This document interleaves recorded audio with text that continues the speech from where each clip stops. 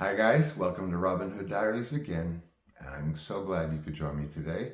I've been building up to this show because it involves someone that I don't touch on as a rule, like by design in this show, which is a huge integral part of my life.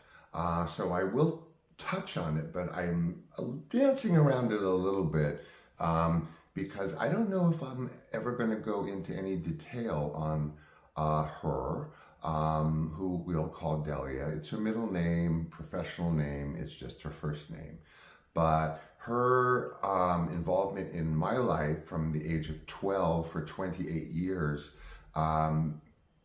she became my surrogate mother and saved me from brimstone and treacle. Okay, so Delia is a production designer, was a production designer. She did dabble in acting very successfully before she passed, in addition to tremendous charitable work, which is an entire, book. So she began in the film industry. As the set dresser for Apocalypse Now, which lasted for friggin' ever, as you can Google, to shoot.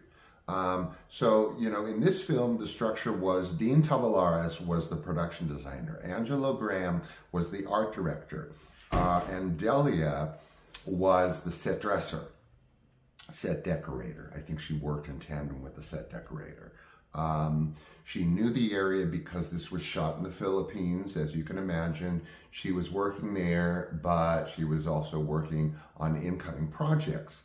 So she finishes Apocalypse Now, the compound with Marlon Brando, all the fine touches, the severed heads on the staircase to the compound. Yeah, this is all stuff that she worked on.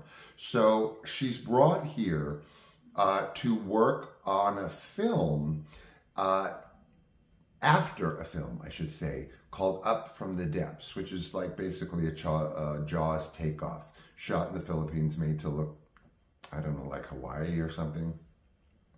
They shoot this film. Again, she is working in production on this film, which is a Roger Corman film. I have delved into Roger Corman before and how infamous and influential he was in Hollywood, and so we'll skip that. But she came here also because she worked with the director Chuck Griffith. He directed that Jaws takeoff, Up from the Depths.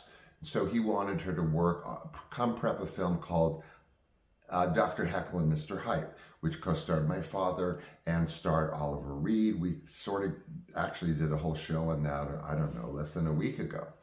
So she came here. She became extremely tight with my father in his very inner circles. She knew my sister. This is 78, you guys.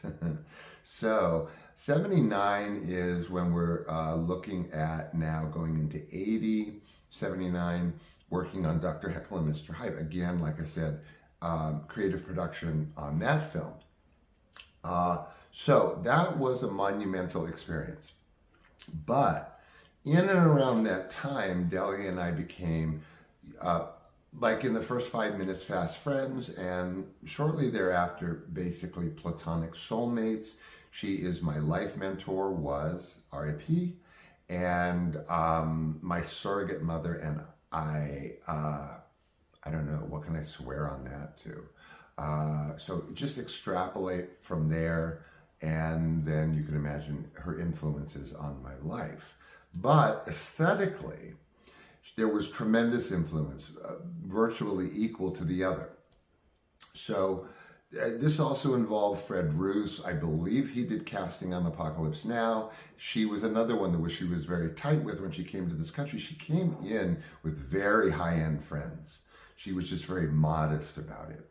So we work on Dr. Jekyll and Mr. Hyde. It is a phenomenal experience. Again, she's seeing me through 12, 13, 14, 15, all those years, guys.